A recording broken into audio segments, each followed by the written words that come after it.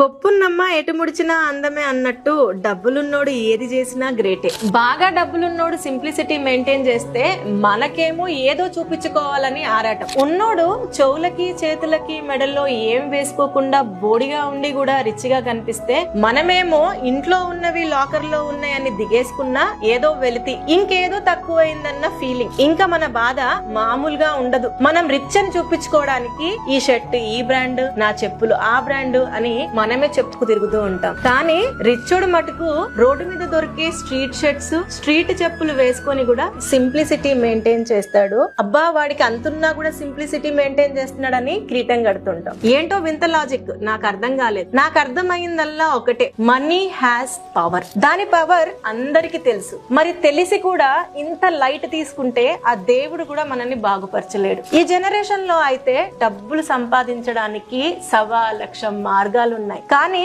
మనకు కావాల్సిందల్లా ఆశ, ఆశయం. అరే అంతెందుకు, ఈ రోజుల్లో హ్యాపీగా ఇంట్లో కూర్చొని నీ కన్వీనియంట్ టైంలో కూడా నీకు కావాల్సిన ఫిగర్ లో డబ్బులు సంపాదించుకోవచ్చు. కానీ చేయాల్సిందల్లా టైం ని ప్రొడక్టివ్ వాటి మీద పెడితే గనక నీ యొక్క లైఫ్ స్టైల్ కంఫర్ట్ ని, లగ్జరీని 100% మార్చుకోవచ్చు. లేదు నేను ఇట్లానే ఉంటా అంటే నీ ఇష్టం.